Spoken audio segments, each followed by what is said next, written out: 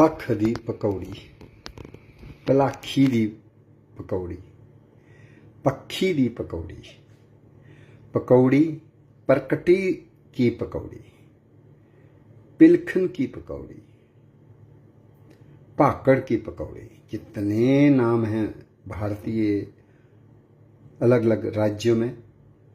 जम्मू में इसको बोला जाता है पक्षी, चौकी चौरा में, सुंदरबनी में, लेकिन पख रामनगर में, प्लख बिलावर में, या प्लाखी कानाचक अखनूर। ये एक अंजीर है। अंजीर तो हम बाजार से खरीदते हैं और खाते हैं, और ईद हो या दिवाली हो उसको परोसा जाता है अंजीरों को। लेकिन अंजीरों की विविधता विश्व भर में 800 के करीब है, और हमारे भारत में भी 100 के करीब अलग अंजीरों के पेड़ हैं। कुछ बेलें भी हैं। जैसे बाबा धनसर में जाते हुए हमें एक बेल मिलती है, अंजीर की बेल, जिसको फकाड़ी बेल भी कहा जाता है, फाइकस सारमेंटोसा। एक और अंजीर खाया जाता है हमारे जम्मू शिवालिक्स में, त्रिम्बल, राक्सवर्ग फिग, तिम्बल भी उसको कहा जाता है, हिमाचल प्रदेश उत्तराखंड में भी, और वो होता है फाइकस आरिकुलेटा। ऐसे ही एक वैदिक समय से एक बहुत ही धार्मिक अंजीर है जिसको कहते हैं गूलर, डोगरी में रंबल, फाइकस रेसमोसा। बरगद तो हमें सभी को ही पता है, राष्ट्रीय पेड़ भी है भारत का, और उसको भी शिव के रूप में पूजा जाता है। पीपल, जिसको डोगरी में बड़ भी हम कह देते हैं, लेकिन वो विष्णु का ही प्रतीक माना गया है। और कई बार त्रिदेव के भी दर्शन हम देखते हैं अंजीरों में। ब्रह्मा विष्णु महेश। अगर ब्रह्मा का निवास जड़ों में है तो तने में विष्णु हैं और पत्तों में शिव हैं। जटाधारी अंजीरें भी विलक्षण हैं। पंचवटी में भी वट शब्द आ रहा है, तो 5 वट पेड़ ही थे, लेकिन पंचवटी में जो रोपित धार्मिक अंजीरें हैं उनमें बरगद एक, ficus benghalensis, people, ficus religiosa, और तीसरा एक और धार्मिक वट होती है जिसको कभी कभी हम सड़कों के किनारे, खासकर चंडीगढ़ में, दिल्ली में, छोटे रूप का, मध्यम आकार का पेड़ जिसकी शाखाओं से निकलती हैं जटाएं, एरियल रूट्स, और वो तने के इर्द गिर्द ही लिपट जाती हैं।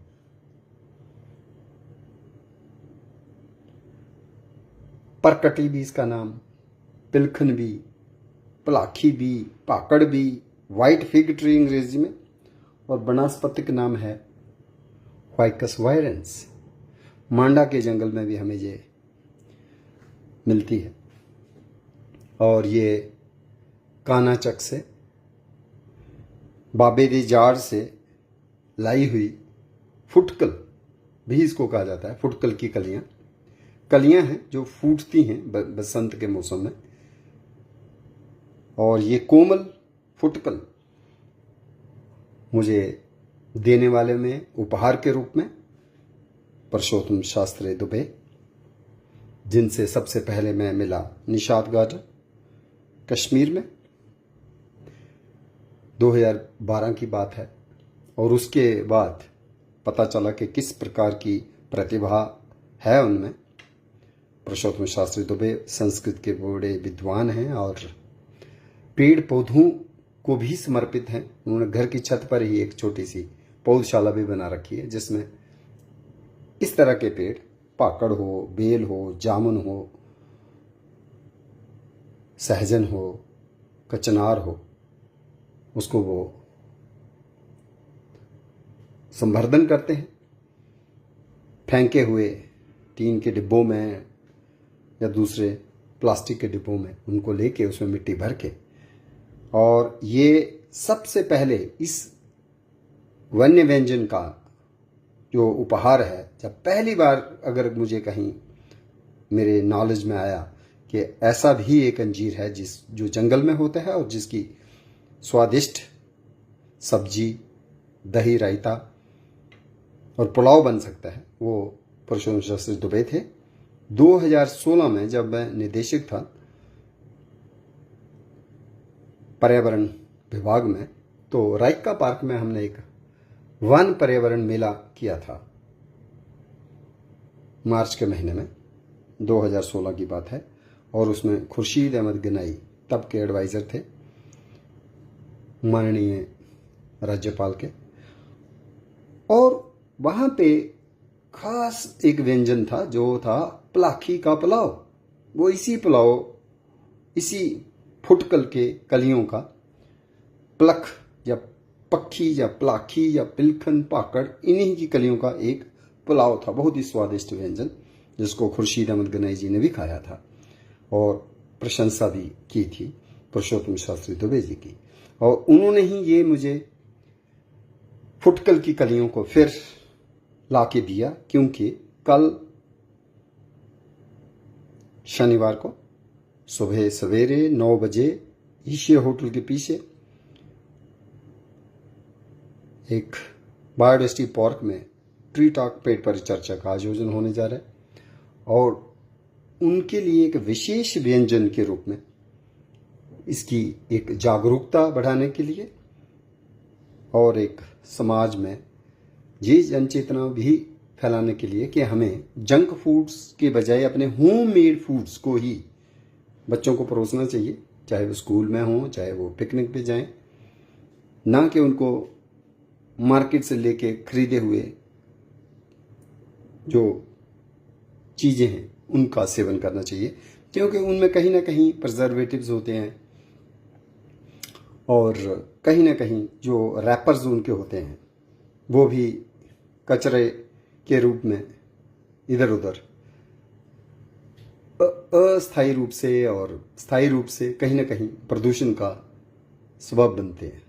तो अगर हम घर में इस तरह से फुटकल के पकोड़े बना लें, या इसका हम पराठा भी बना सकते हैं, या पुलाव भी बना सकते हैं, दही रायता बना सकते हैं, अगर वो हम बच्चों को देंगे तो मुझे लगता है एक तो उनकी सेहत अच्छी रहेगी, और दूसरा कहीं ना कहीं वो अपने धार्मिक पेड़ों से भी जुड़ेंगे, क्योंकि ये प्लक्ष जो है, पलाखी जो है, या पिलखन है, या पाकड़ है, या परकटी है, बहुत ही धार्मिक आस्था का भी पेड़ है। और जम्मू में काना चौक के बगल एक सुई सिंबली के बगल में ही एक पीर बाबा का स्थान है, यहाँ पे बहुत पुराना, बहुत ऊंचा पेड़ जो है इस पख का है, या प्लख का है, पलाखी का है। लगता है मुझे कि 200-300 साल से कम नहीं होगी उसकी उम्र, भारी भरकम, और बहुत अच्छी ठंडी छाया देता है गर्मियों के महीने में। तो ये जो पौधा है, इसको मधुमेह के रोगियों के लिए भी एक सुरक्षित व्यंजन की बताया गया है। कहीं ना कहीं ये हमारे पाचन तंत्र को भी सुदृढ़ करता है, और इसमें कैल्शियम ज़्यादा होने से ये हमारी हड्डियों को भी मजबूत करता है। तो ये पहली बार मैंने फुटकल या पलाखी की जो लीफी बर्ड्स हैं उनसे निर्मित किए हैं स्नैक्स, और इसको पकौड़िया भी कहा जाता है। इस पेड़ को पकौड़िया भी कहा जाता है, पाकड़ से ही शब्द निकला हुआ है, पाकड़, पकौड़ी, पकौड़िया। और मुझे हैरानी होती है कि आप पकौड़े का नाम भी इसी पेड़ के नाम से है क्या, ऐसा ही लगता है। तो शायद ये एक प्राचीन काल से एक पकौड़ी के रूप में भी इसको खाया गया होगा, तो पकौड़ी का नाम भी पाकड़ से ही आया होगा, ऐसा लगता है। अब तो हम कई किस्म के पकौड़े बना लेते हैं, गोभी के पकौड़े, प्याज के पकौड़े, लेकिन जो जंगली पेड़ हैं उनके भी पकौड़े बन सकते हैं। ये एक खास जागरूकता हम अपने ट्री टॉक के कार्यक्रम में, आयोजन में देते रहते हैं। और कई किस्म के पेड़ हैं जिनके फूलों से हम चाय और शरबत भी बना सकते हैं, जिसमें टेसू भी एक जाना पहचाना ढाक का पेड़ जम्मू क्षेत्र में कंडी में इस वक्त अपनी खूबसूरती लिए हुए है। और ऐसे ही एक और सहजन ड्रमस्टिक, उसके भी फूलों से हम इस तरह के शरबत और चाय बना सकते हैं। लेकिन हमारी जानी पहचानी औषधीय झाड़ी ब्रैंकड़, अडूसा, वासा, उसके फूलों को भी हम एक गुलकंद बना के, सिरप बना के या फिर उसकी चाय बना करके अगर लें तो हमारे स्वास्थ्य संबंधी, खास करके श्वसन संबंधी जो रोग होते हैं, विकार होते हैं, दमा हो गया, अस्थमा हो गया, इवन ट्यूबरकुलोसिस, तपेदिक के लिए भी बहुत ही रामबाण औषधि हैं। तो क्या हम अपने पेड़ों को पहचानते हैं? देखते ही हम कह सकते हैं कि ये पाकड़ की फुटकल है, कलियां हैं, या हम कह सकते हैं कि ये सहजन का पेड़ है? मुझे लगता है बच्चों में ये जागरूकता होनी चाहिए और इसीलिए अलग अलग समय पर स्कूल, कॉलेज, यूनिवर्सिटी के डिपार्टमेंट्स और सिविल सोसाइटी के लोग ट्री टॉक के कार्यक्रम में आते रहते हैं, अपनी बात भी रखते हैं, दूसरे की भी सुनते हैं और एक ज्ञान का जो समुद्र उमड़ आता है उसको सुन करके, उसमें डुबकी लगा करके अपने आप को बहुत ही भाग्यशाली मानते हैं। मेरा ऐसा मानना है और शायद बहुत से लोग जो ट्री टॉक में, पेड़ परिचर्चा में आते रहे हैं, उनका भी यही मानना होगा। और 19 दिसंबर 2010 को शुरू की गई ट्री टॉक चलते चलते अब 1607 के आंकड़े को छू रही है। फाइकस वायरेंस, टेस्टी स्नैक्स, पख पकौड़े दे पकौड़ी, ये साड़ा बड़ा धार्मिक रुख बूटा है ते जम्मू के जंगलों च होंदा है। और इसकी नवीं पौंगर जिहड़ी है वो भी बड़ी शैल सनाकड़ी होंदी है। गाड़ी सूई, गाढ़े सूए नवे पत्तर, वो भी मन मोही लैंदे न ते फिर फुकाड़े आंगर चिट्टे फुकाड़े बनदे न, उ'नें गी भी अस खाचे तो बड़ा मिट्ठे लगदे, मिट्ठे रसीले होंदे, निक्के निक्के नुआं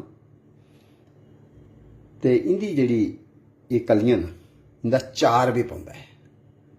पाने वाला होना चाहिए आदमी, और 1 साल तक वो चार रही सकता है। तो यूट्यूब पर दिखचे तो कई किस्म के यूट्यूब के अपलोड असें दसदे न सारी प्रोसेसिंग भी कि कियां असें इहदे पकौड़े बनाने, कियां असें इंदा आसरा बनाना। तो ये बूटा जड़ा ना सारे अगे पिछे लगे दा भी है, लेकिन वन महोत्सव के टाइम असें एहदा रोपण भी करना चाहिए। तो नर्सरियों च भी इस बूटे की ज़्यादा ज़्यादा बधाने की जरूरत है, लोड़ है, क्योंकि ये एडिबल ट्री है, एडिबल फिग ट्री है, कन्नै फॉरेस्ट फिग ट्री है, तो कन्नै ये वाइल्ड लाइफ की बड़ी सपोर्ट करने वाली फिग है। फिग जिन्नियां भी अंजीरां न, चाहे फुकाड़े होन, त्रिंबल होन, रुंबला होन, सब जंगली परिंदे जियां कुदरू कुदरू, गुजरू गुजरू, लुगड़ू लुगड़ू, पारबेट्स, या फिर प्रेऊ प्रेवे, हरियल ग्रीन पिजन, उन्हें की, या फिर डोए, धनेश, हॉर्नबिल्स, इन सारे की सपोर्ट करता है, क्योंकि वो भी एदा फल खाइए तृप्त होंदे न। ईवन निक्के निक्के कोंपलां भी, कपी जेह्ड़े न वानर, वो खाई लैंदे न। थोड़ा थोड़ा खट्टा स्वाद भी होंदा है, एंटीऑक्सीडेंट्स भी होंदे न, विटामिन सी भी होंदा एहदे च, और ये साढ़े स्वास्थ्य आस्तै बड़ा ही स्वास्थ्य वर्धक लाभप्रद व्यंजन जड़ा कि एक रुखे कोला है, एक बूटे कोला है, ना कि निक्की जड़ी बूटी बनस्पति कोला। और ये उपहार देने आस्तै मैं परशोत्तम शास्त्री दुबे हुंदा धन्नवादी हाँ, जिन्हें इन्नी खेचल की रुखे बूटे पर चढ़िए गए, ये उनेंगी थ्होई होनियां ते कोई कुसै आस्तै, समाज आस्तै इन्ना बगैर स्वार्थ दे कियां कर सकता है? वो तां गै कर सकता कि ओहदे मनै च ये वसुदैव कुटुंबकम की भावना होए। तो ये जिसलै उन्हें मैं आख्या कि भाई एक ट्री टाक का कार्यक्रम होना है बच्चों आस्ते, तो वो कोई खास व्यंजन हो सके, तो वो मिगी ये उपहार दे गए पलाखी दियाँ पत्तर कलियाँ, फुल कलियाँ नहीं, फुल डोडियाँ नहीं, पत्तर कलियाँ, पत्तर डोडियाँ। तो ये पकौड़ियाँ जड़ियाँ हूँ बनियां, तो ये कल चाई दे कन्नै परोसियां जांगन एक नवी पकौड़ी के रूप च। उबली हुई फुटकल की पल्लव कलियां उबालने के बाद पानी को निचोड़ के फिर जो ये नरम नरम स्वादिष्ट कलियां हैं, इनको दही में डाल के इस तरह से इनको मिला के बन जाता है पाकड़ कली का रायता। तो इसको हम सारी कलियों को, जिनको हमने उबाला कुकर में ताकि ये नरम हो जाए, और उसके बाद इसको इस तरह से दही में काले मिर्च हरी मिर्च के साथ और नमक के साथ ये बना दिया हमने बहुत ही स्वादिष्ट और स्वास्थ्यवर्धक पाकड़ पिलखन का रायता। डोगरी में कहें तो इसको हम कह सकते हैं पक्षी का आसरा, पक्षी दा आसरा या पख दा आसरा, और हिंदी में कहें तो पाकड़ का रायता या पिलखन का रायता। और बहुत ही ये ठंडा तासीर लिए होता है और पाचन है और एपेटाइज़र भी है और रक्त शोधक भी है और डाइजेशन को सुचारू रूप से नियंत्रित करके एक अच्छा पाचन तंत्र को मजबूत भी करता है ये। तो ये बन गया पाकड़ परकटी पिलखन की कोमल कलियों का रायता। और ये कोमल कलियां उपहार के रूप में मिली पुरुषोत्तम लाल दुबे जी से, जो जाने माने संस्कृत के विद्वान हैं। और वन्य वनस्पतियों को किस तरह से हमारे वैदिक काल से हमारे लोगों ने जम्मू क्षेत्र में भी इन पेड़ पौधों को अलग अलग मौसम में खाने के रूप में प्रयोग में लाया, इसके बारे में जानकारी रखते हैं। और ट्री टॉक पेड़ परिचर्चा के जाने माने पार्टिसिपेंट और रिसोर्स पर्सन है। तो ये बन गया पाकड़ का दही रायता।